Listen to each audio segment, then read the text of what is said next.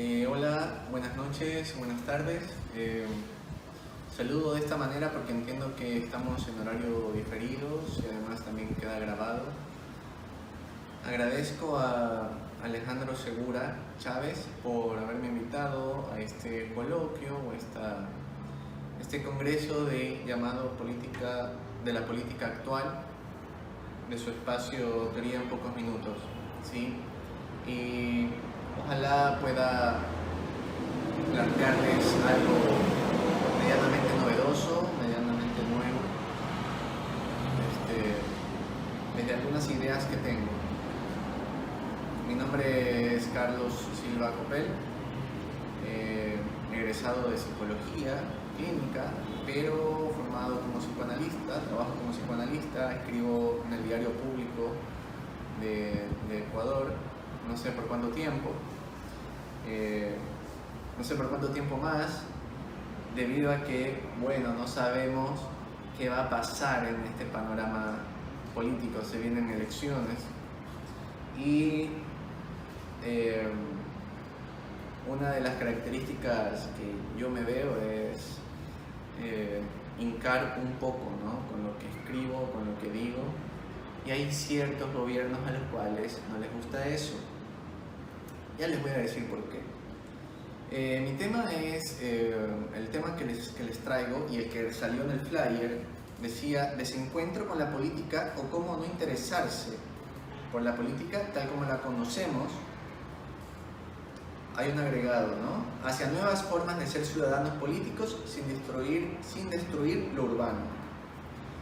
Cuando yo digo desencuentro de la política, desencuentro con la política, es más bien ese desinterés que pudiera parecer que aparece entre los jóvenes y ¿cuál será el motivo por el cual no nos interesamos en la política actual, ¿no?, de los jóvenes? Bueno, a muchos no les gusta la violencia, ¿no? Digo, a salir, a destruir, so pena de reclamar derechos. Hay que ver, son cuestiones que podemos irlas conversando, analizando, y las contras al discurso que estoy planteando hoy pueden ser muchas, pero siempre va a ser debatible. Una de las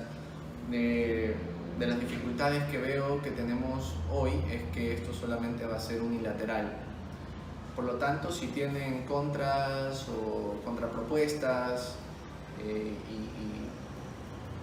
y se intenta hacer un debate, pueden, me imagino, escribir en los comentarios, contactarse con Alejandro Segura y se puede establecer una discusión, ¿sí?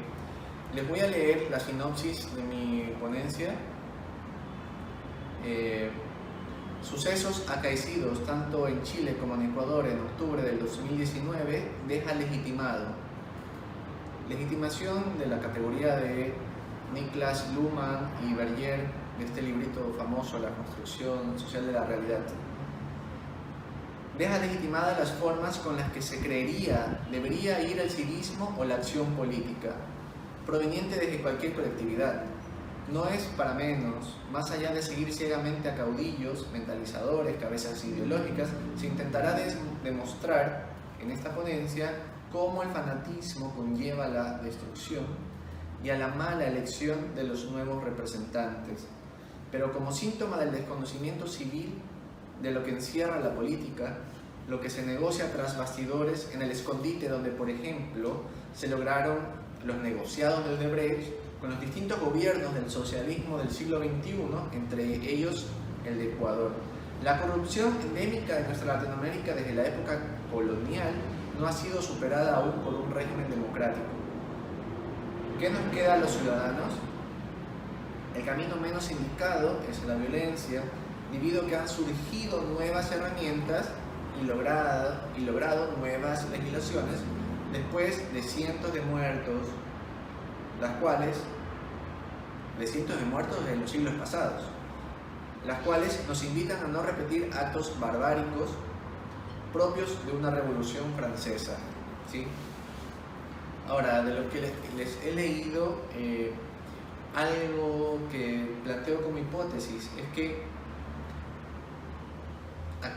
hay una suerte de etnoconocimiento, es decir, ese conocimiento que está metido en la cultura, que no nos damos cuenta que tenemos, sobre la corrupción. Entonces, me parece un síntoma que hay que tomar en cuenta, que los actos de corrupción de los gobiernos del socialismo del siglo XXI están allí, ¿sí? Los testimonios, las evidencias, los presos, los prófugos y las personas aún están detrás de estas cabezas.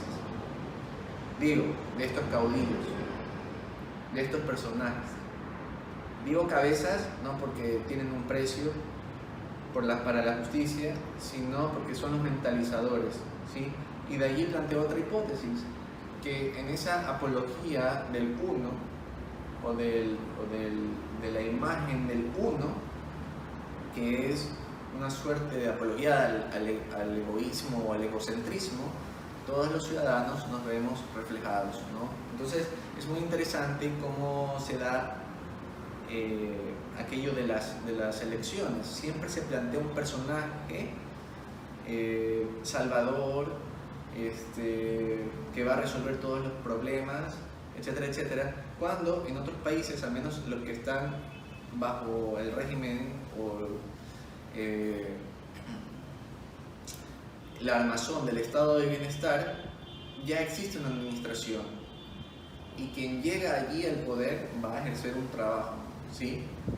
Por allí se busca al más preparado o la más preparada, ¿sí? Pero acá estamos buscando la imagen del uno, ¿sí? Entonces están los caudillos, por un lado, están los ideólogos, por otro lado. Lo que se negocia tras bastidores siempre va a ser un fenómeno de la política. Y eso es una idea muy popular, creo. Yo no me desenvuelvo mucho en las discusiones entre teóricos de la política o lo político, más lo que reviso y leo de los actuales filósofos políticos y algunas discusiones en redes sociales. Pero supongo que es muy popular saber que siempre va a haber algo en entre cámaras, tras bastidores, ¿sí? Y eso está desde Maquiavelo. Ahora, ¿qué pasa cuando eso es lo ilegal? Y eso los ciudadanos nunca lo vemos. Pasa con el tráfico de drogas, pasa con la trata de blancas, pasa con los asesinatos, ¿sí? Y hay que decirlo, aunque suene un poco duro, y los ciudadanos no tienen ni idea. Pero bueno, entonces yo quisiera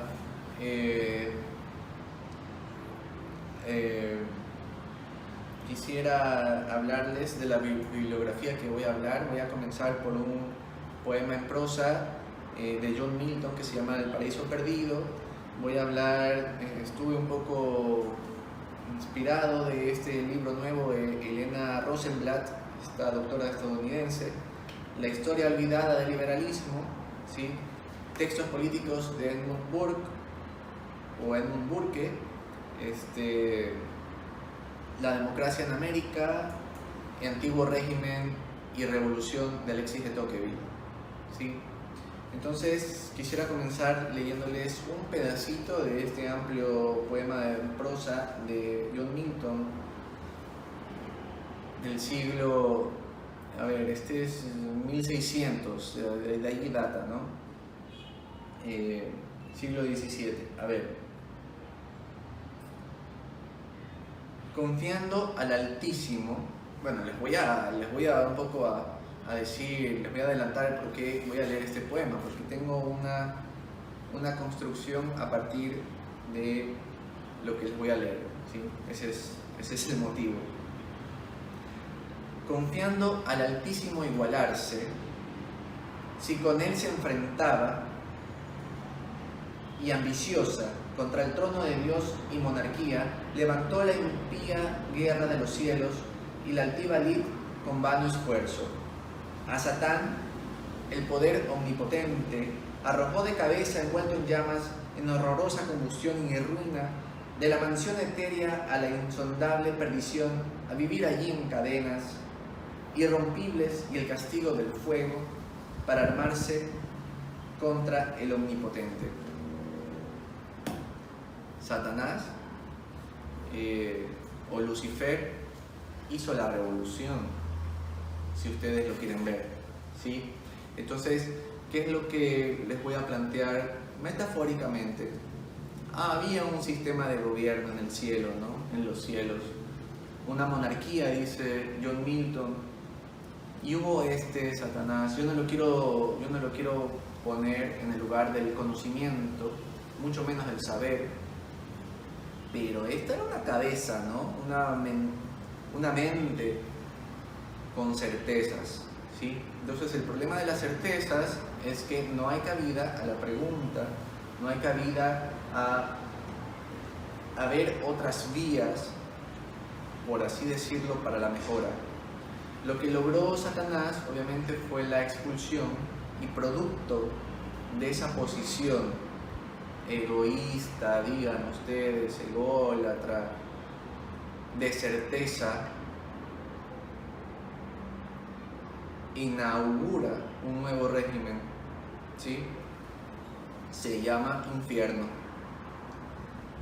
Entonces, ya ven ustedes más o menos las analogías por dónde voy. La idea misma de crear un nuevo gobierno basta para llenarnos de discurso y horror.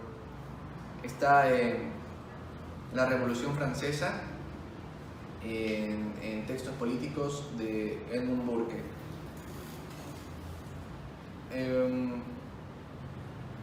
Es lo que yo quiero pensar con ustedes, que es obviamente a posteriori y después de más de un año, son los sucesos del octubre del 2019. Acá en Ecuador se vivió, hubo muchos días de paralización y hubo grupos que no participaron de las manifestaciones violentas, porque hubo manifestaciones violentas, que empatizaban con los manifestantes, ¿sí? Obviamente hay una estructura de poder allí, mucha información de por medio circulaba, las fake news que se dijo, etc. Hubo una represión policial del Estado, eso es una verdad absoluta, pero hay muchas preguntas que las vamos a ir desarrollando. ¿Eso fue una revolución?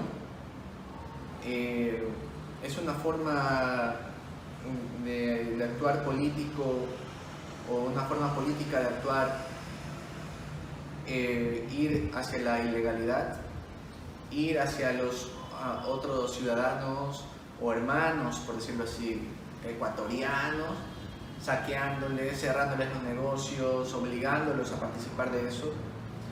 Se sabe que fue un grupo colectivo el que inicia esto, ¿sí? Son los indígenas.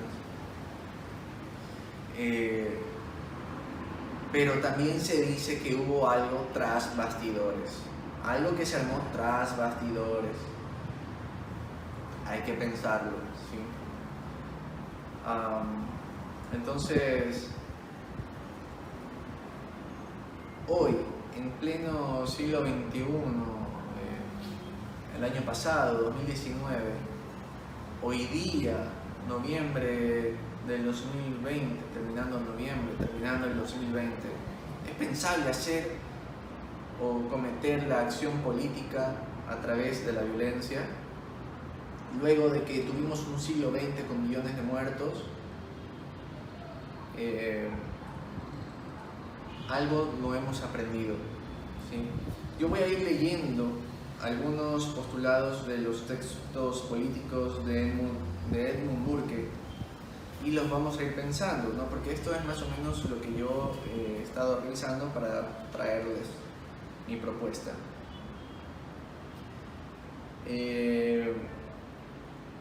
no se puede plantear un nuevo gobierno, una nueva sociedad política,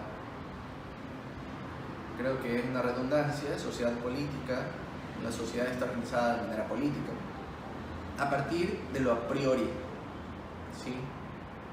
No se puede decir, este es el sistema de gobierno que va a funcionar. Bueno, ¿según quién? ¿Según qué?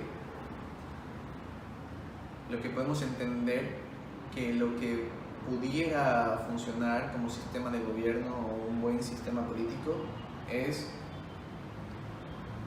lo que se pueda transformar, si se quiere decir, o lo que pueda devenir a través de lo que ya ha pasado. No es que una forma, una idea nos va a llevar a una nueva, a un nuevo paraíso, ¿no? Peor si esa idea es la certeza de uno, nos produce el infierno. Edmund Burke, en el textos políticos, se extrae la idea de que no se construye una comunidad a partir de lo a priori, sino de la experiencia.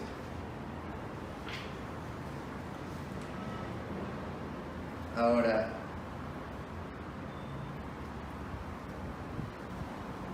es curioso cómo a partir de una revolución, cómo podemos pensar que luego de una revolución pudiera establecerse algo que no tenga parte de esa violencia, ¿sí? Cómo a partir de una revolución podemos pensar que se pueda establecer un gobierno con principios democráticos, si la revolución misma no lo fue.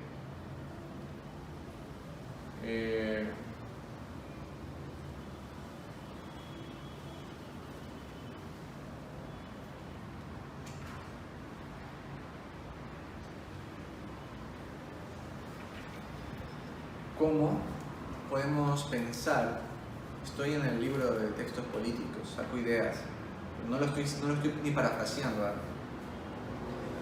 ¿Cómo podemos pensar que quienes son enemigos de la propiedad, diría propiedad privada, y la propiedad privada aquí, al menos en Ecuador, pensamos que, sí, se trata de los magnates, ¿no? La propiedad privada puede ser de cualquiera que tenga 2 metros cuadrados donde vive, ¿no? Y alguien viene y se lo quita. Entonces, quienes persiguen esas ideas revolucionarias son enemigos de la propiedad del otro. Bueno, lo que a los otros les cuesta con esfuerzo conseguir.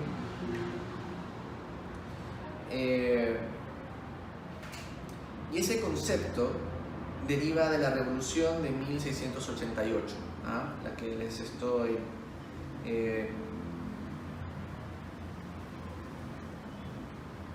de lo que les estoy diciendo. Y esa revolución de 1688 es la denominada Revolución La Gloriosa, la Revolución Incruenta, ¿sí? Se dice revolución, pero para algunos historiadores no lo fue, porque fue planeada. Se supone que una revolución es espontánea, ¿no? No sé si la manifestación de octubre del 2019 en Ecuador fue algo espontáneo. ¿Cuánto tiempo se estuvo planeando? Ustedes, amigos y amigas de Latinoamérica o de donde sea que estén viendo esto, hubo personajes del antiguo régimen que querían tomar partido y derrocar al gobierno que todavía está vigente aquí, que es el de Lenín Moreno, lo cual se estaba produciendo un golpe de Estado. Por allí alguien me comentaba, me decía, una persona en redes sociales me decía el odio que le tienen a X. No se trata de odio, se trata de prevenir a través de lo que ya hay, que conocemos, a través de lo que ya ha pasado y de lo que les está pasando a los países que se negaron a optar por lo opuesto al llamado socialismo del siglo XXI.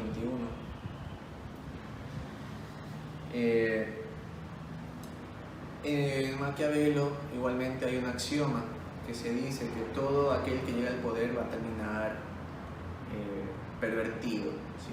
Está en el principio de 1984 de George Orwell. Lo que importa es la alternancia. No importaba que ganara Trump de nuevo o sea, lo que importaba es la alternancia. Acá se tuvo 10 años de un mismo. En Bolivia se tuvo 14 años de Evo.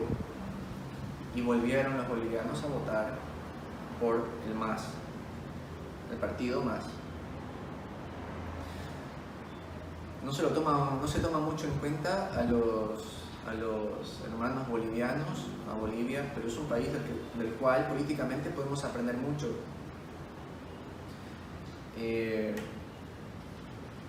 No se olviden, siempre hay algo tras cámaras. Bueno, ¿qué más? Ahora, fíjense, ¿no? ¿Qué es lo que impulsa el espíritu de la innovación, del nuevo gobierno? De lo nuevo, ¿no? Del nuevo sistema de gobierno. Otro texto que voy a utilizar hoy con ustedes es La teoría de la justicia de John Rawls. Ya se los voy a, o Rawls, como quieran pronunciarlo, ya les voy a leer algunas cosas. Pero, ¿cómo surge? ¿Qué puede haber en este ímpetu de crear algo nuevo, sino algo que está muy asociado a lo egoísta y lo limitado? Se supone que luego de que hay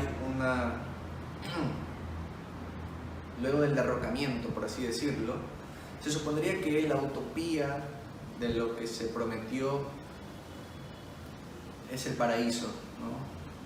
Pero no.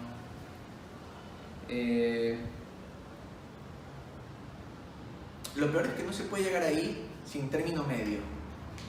Ya hemos escuchado, o es guerra o es revolución. Les estoy hablando de un texto del siglo XVIII, ¿ah?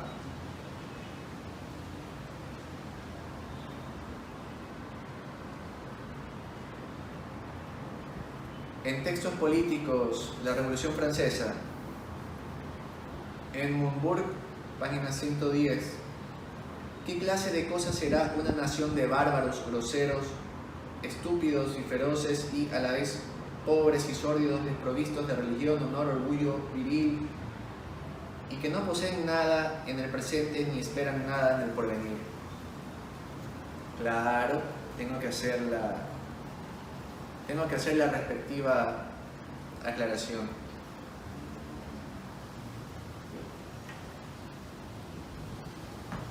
Sí, Edmund Burke era un conservador, pero no estático. Hay mucho que decir de la palabra conservador. Es decir, un conservador de un movimiento. Por la época, se sabe, ¿no? Tenía algunas ideas que pueden catalogarse como clasistas, otras patriarcales. Pero lo que me interesa es, aunque suene despectivo, ¿qué clase de cosa será una nación de bárbaros, groseros, estúpidos y feroces? Refiriéndose a los que pudieran llegar al poder a través de la violencia.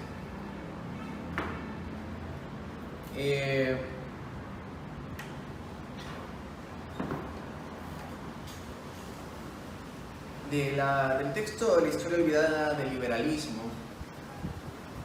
reciente libro de Helena Rosenblatt, les quiero hacer una cita, ¿sí? Los historiadores hablan hoy de lo que sucedió a continuación como de un descarrilamiento de la revolución.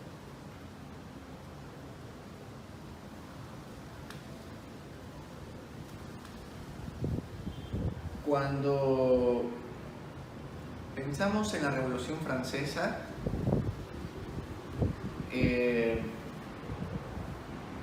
ustedes se acuerdan de un lienzo, ¿no?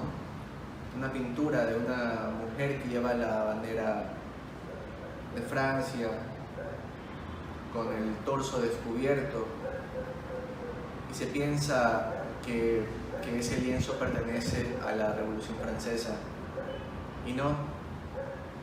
Es un lienzo de Eugène Delacroix y pertenece a la Revolución de julio de 1830, que llevó al trono a Luis Felipe I. ¿Y qué es lo que produjo qué se produjo después de esa revolución? Una oligarquía y una apología al ego.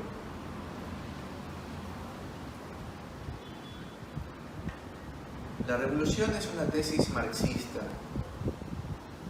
¿Y cuáles de las revoluciones o los sistemas socialistas, pseudo-socialistas, comunistas no han producido oligarquía o una apología al ego? Alguien me salió diciendo por allí en redes sociales, está bien, para eso están, para debatir, que los países nórdicos son socialistas. Y no. Hay una equivalencia, un ajuste, por ejemplo, del cobro de impuestos, altos impuestos a los grandes, que es lo que se debe hacer acá. Cuando uno de estos candidatos que tenemos acá en Ecuador está prometiendo bajar los impuestos, pero no es lo mismo que le bajen los impuestos a Juanito, empresario, que a los que tienen corporaciones, ¿no? No es lo mismo. Eso es tema de estudio para los economistas, pero bueno, se supondría que los que tienen mucho más deberían pagar altos impuestos y menos impuestos a los medianos, microempresarios. Pero acá, nuestra linda tierra latinoamericana, pensamos que la clase media es la burguesía, ¿no? Pero no. Entonces, la revolución de 1830 produjo eso, una oligarquía y una apología del ego. Se cree, seguido a Helena Rosenblatt en este texto, se me perdió. Se cree que las revoluciones pudieran tener una tergiversación, ¿no? Cuando se vuelven violentas, pero realmente no. Las revoluciones en sí mismas son violentas. La revolución es eso.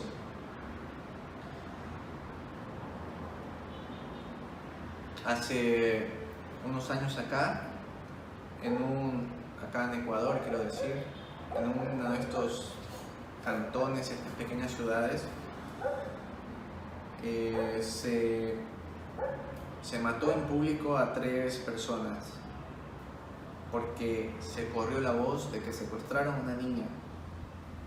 Esto fue hace 2 años, parece. Sí, hace 2 años. La ministra de Gobierno mandó por allí a una patrulla policial, se chocó, no llegó a tiempo. ¿Qué es lo que pasa? Cuando me entrevistaron en la radio, me invitaron a una radio menor,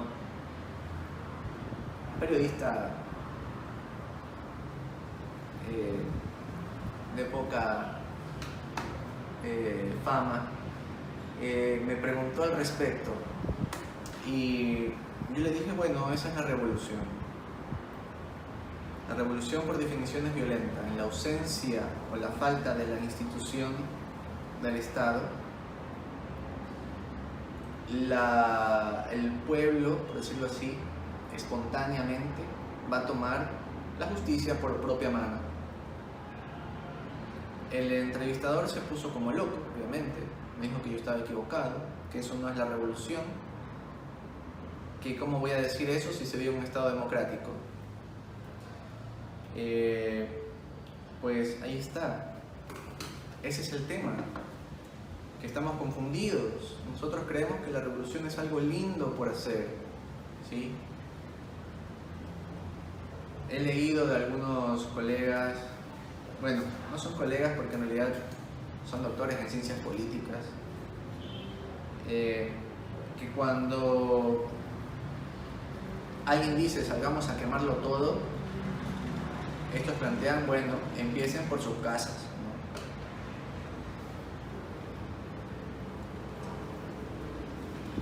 Voy a leerles de la página 41 de Antiguo Régimen y la Revolución de Alexis de Tocqueville. Un extracto, me disculpan lo largo de la cita, pero es hora de decir cosas interesantes.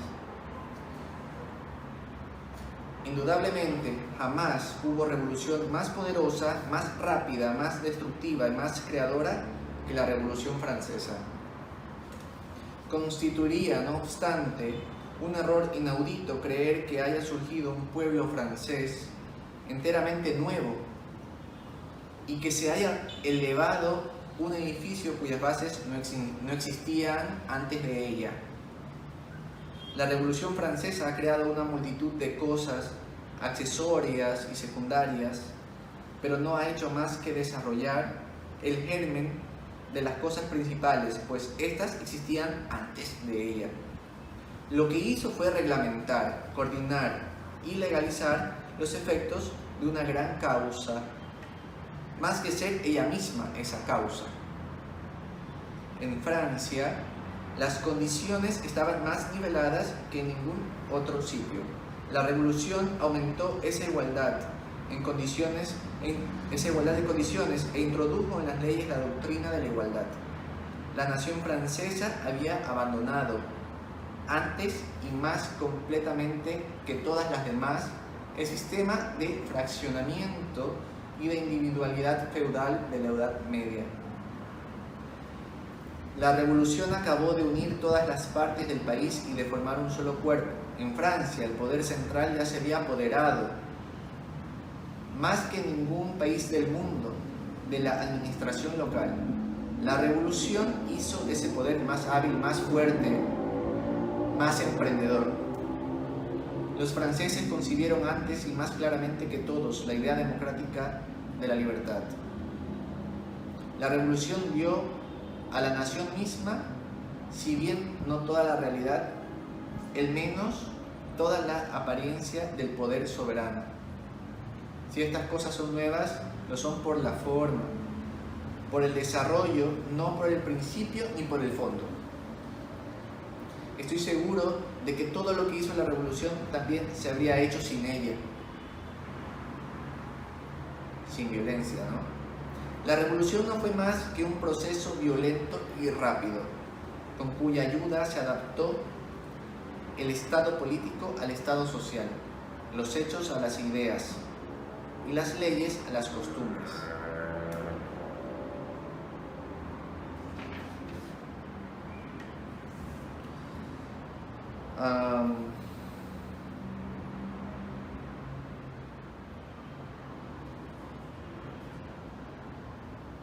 ¿Qué opinan?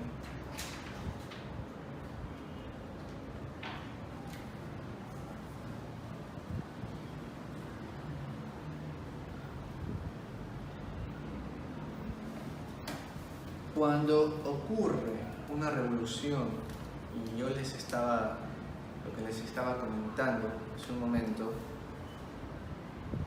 se supondría que las instituciones del Estado, ¿sí? Son la libertad lo que la ciencia son a las escuelas. Me fascina esa frase. Está en La democracia en América, de Alexis de Tocqueville. Y es todo lo opuesto de lo que ocurre cuando se asume el poder a través de una revolución a partir de una idea,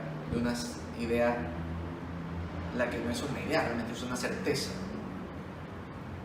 diabólica. En las escuelas no hay ciencia, sino ideología, y las instituciones no son garantes de la libertad. Quisiera terminar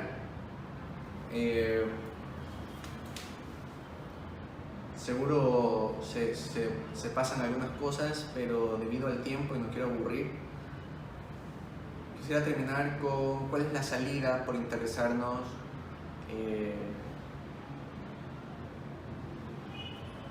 por la política. Hoy en día, si se ejerce una política haciendo una exaltación de la imagen, de las características propias o de lo que sería al yo / el ego, es bastante compatible como nos estamos organizando, digo, subjetivamente, en una apología del yo, de la imagen,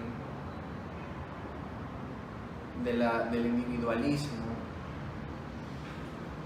Como quisiera decir algo así, ni mucho individualismo, ni mucho colectivismo, porque en lo uno se pierde el yo, y en el yo se pierde pensar en el otro. Entonces, tengo un apunte de varios del texto del libro y librote, lo he leído por partes, de la teoría de la justicia de Rawls. Un apunte: es increíble cómo la exaltación de un hombre automáticamente anula los principios de justicia más básicos. Rawls desarrolla una serie de principios básicos para la justicia en su libro Teoría de la Justicia. ¿Qué es lo que yo propondría como conclusión para pensar e interesarnos en la política? Es interesarnos por la justicia, por un lado, y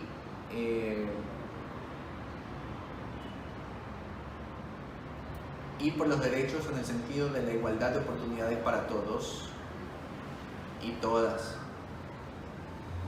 Entonces, no puede haber un principio de justicia de los más básicos cuando hay en un sistema la exaltación de uno. Tampoco hay la igualdad de oportunidades. No hay compatibilidad entre justicia y la llamada igualdad cuando habrá la exaltación del uno. En la página 263 del libro está la siguiente cita, ¿sí? La teoría de la justicia supone, además, un límite definido a la fuerza de la motivación social y altruista. Esta es la conclusión que les propongo, extraída de Rawls. Supone que individuos y grupos promueven intereses competitivos, y aunque ellos deseen actuar justamente, no están dispuestos a abandonar sus intereses. Cuando hay una competencia por llegar al poder, ¿no? Y está bueno pensarlo para el tema de elecciones, no crean que se está detrás de este interés por la justicia y la igualdad de oportunidades. No hay necesidad de insistir en que esta presunción no implica que los hombres sean egoístas en el sentido ordinario de la palabra. Antes bien, en una sociedad donde todos puedan conseguir el máximo bienestar, donde no haya demandas conflictivas y las necesidades de todos aparezcan unidas, sin coacción, en un armonioso plan de actividad, es una sociedad que, en cierto sentido, va más allá de la justicia, ¿sí? No es necesario que haya una revolución para que se alcance un sistema de bienestar. Puede ser que haga falta tiempo, haga falta procesos sociales, haga falta fracasos sociales, pero por ningún lado se ha visto que una revolución nos vaya a producir esa apología del uno, la exaltación del ego, un infierno, ¿sí? Bueno, muchas gracias. Esto ha sido lo que les he traído. Espero que se pueda de aquí comentar, seguir comentando, dialogar, debatir y bueno, hasta luego.